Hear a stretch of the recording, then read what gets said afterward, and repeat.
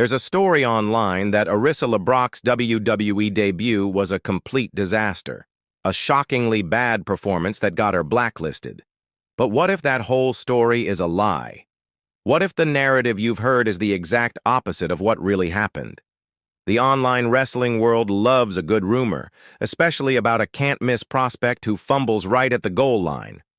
The story of Arissa LeBrock, daughter of action star Steven Seagal and supermodel Kelly LeBrock, seemed to be the perfect fit, a legacy hire who just couldn't hack it when the lights were on. Today we're exposing the truth behind those rumors and revealing the impressive in-ring debut WWE never got to show you. This isn't a story about failure. It's a story about a fighter, and it's one the rumor mill got devastatingly wrong. The whispers started a few years back and grew into a full-blown myth. Search online and you'll find comment threads painting a picture of a failed experiment. They claim she was quietly banned after a debut so bad that WWE just cut its losses. Some rumors got even crazier, spinning tales of million-dollar deals gone sour. The story is simple and believable. She had the name, the look, and the martial arts background, but when it was time to go, she wasn't ready for prime time. We've seen other legacy talents struggle, so it's an easy story to buy into. But in Arissa LeBrock's case, the story you've been sold is fiction. The truth is way more complex and involves a brutal, career-threatening injury that stopped her dream dead in its tracks. So, let's break down the myth, because you have to understand the lie to get to the truth. It all started around December 2019, when WWE announced a new set of tryouts at the Performance Center in Orlando. This is a notoriously brutal process designed to weed out the pretenders. On that list was Arissa LeBrock, and the wrestling world started buzzing immediately. You've got the daughter of Steven Seagal, a legit Aikido master, and Kelly LeBrock, a cultural icon. On paper, she was a marketing dream. And she wasn't just a model, she had a real background in Brazilian Jiu-Jitsu. She had the look, the lineage, and the legitimate combat sports pedigree WWE loves. This is where the story gets twisted. After that tryout, Arissa LeBrock basically vanished from the wrestling world. Months turned into years of silence. And in that information vacuum, the internet did what the internet does best. It speculated. Whispers became rumors. Was she not good enough? Did she have a bad attitude? The most common story was that she was just banned or blacklisted for not being able to handle the grueling life of a WWE superstar. It was a convenient narrative. A celebrity's daughter tries her hand at a tough business and finds out it's not for her. Some fan channels even created fake scenarios about her debuting on Raw, making it harder for anyone to tell what was real and what was fiction. The myth became that Arissa LeBrock had her shot, blew it, and disappeared. But the reason for her absence wasn't a lack of talent. It was something far more human and a lot more painful. The reality of what happened at that WWE tryout is the key to this whole story. These tryouts are no joke. They are punishing, multi-day events designed to push elite athletes to their absolute physical and mental limits. Arissa, with her BJJ training, was ready for the grind.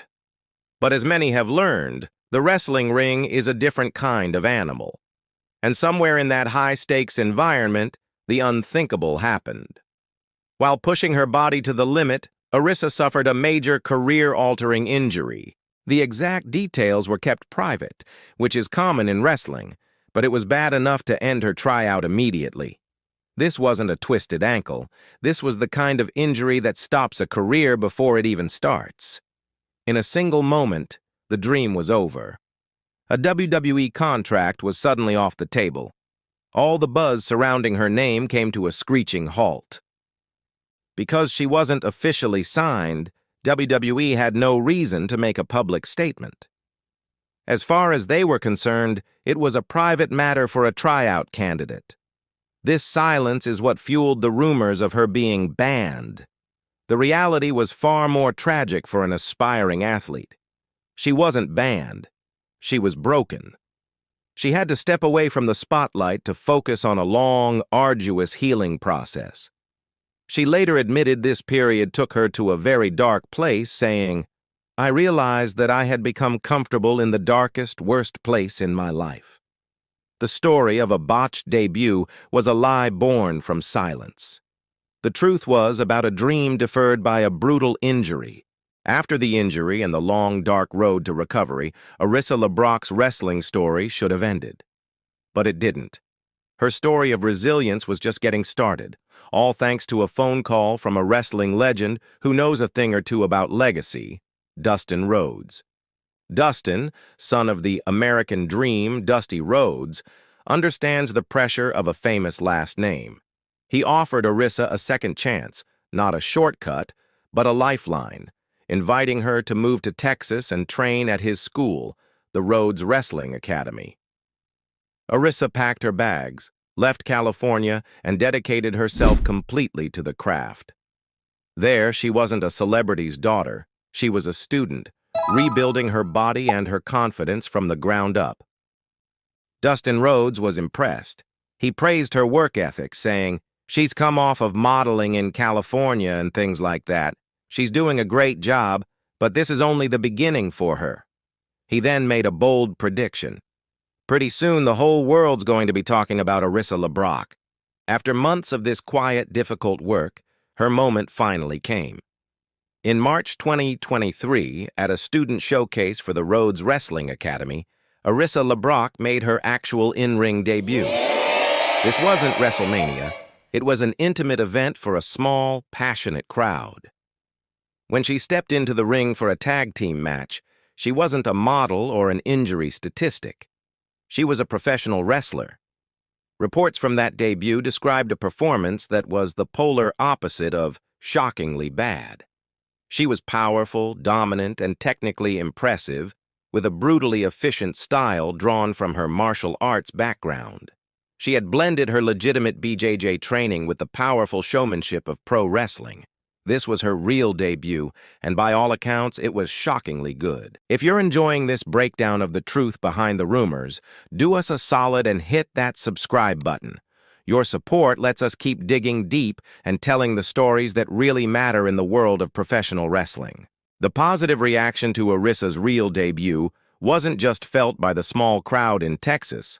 It rippled through the wrestling community. The backstage truth here isn't about controversy. It's about earned respect. Her mentor, Dustin Rhodes, a man who has done it all in this business, became her most vocal supporter. His praise isn't just a coach talking up a student. It's a genuine endorsement from one of wrestling's most respected minds. His belief in her potential effectively debunks any rumor that she was difficult or lacked passion. The fan reaction to her comeback was just as powerful. Wrestling news sites and forums that once speculated about her disappearance were now telling a story of resilience. The narrative shifted from "what happened to her" to "wow, look at what she overcame." The crowd reaction at her debut showcase was described as electric because they weren't just watching a rookie. They were seeing the result of a 4-year journey of pain and hard work. This journey is so important because it changes her entire story. She's no longer just Steven Seagal's daughter. She is a wrestler who faced a career-ending injury and fought her way back through pure grit. She didn't use her name to get a free pass. She used a call from a legend as an opportunity to rebuild herself from scratch. In an era of legacy stars like Charlotte Flair, Braun Breaker, and Ava Raine, Arissa's story is unique. Her journey gives her a level of credibility and authenticity that you just can't script. If her real debut was impressive and her comeback story is so compelling, you have to ask, why haven't we seen her on WWE television? The answer is likely a mix of timing, strategy, and patience. First, WWE's developmental system is overflowing with talent. Getting a spot on NXT, let alone Raw or SmackDown, is more competitive than ever. It's possible WWE is just waiting for the right creative opening to maximize her impact rather than having her get lost in the shuffle. A debut without a plan would be a disservice to her journey. Second, there's her unique style. Arissa isn't a typical women's superstar. Her style is grounded in legitimate martial arts, making her a more realistic and dangerous kind of threat. Think of how Shayna Baszler or Ronda Rousey were introduced. You don't bring in a legitimate fighter for a 50-50 booking. You bring them in to dominate. They might be waiting for the right storyline or opponent. Finally, WWE could simply be letting her continue to sharpen her skills on the indie circuit, building her name and experience away from their high-pressure system. This allows her to develop her character and build a portfolio of matches, making her an even hotter commodity when the time is right. Her story is playing out in an era where authenticity is everything. The more she builds her career the right way, the more powerful her eventual arrival will be. The narrative that Arissa LeBrock's WWE debut was shockingly bad is pure fiction, a myth born from the silence that followed a devastating injury. The truth is a story of incredible resilience. She wasn't banned, she was sidelined by a setback that would have ended most careers.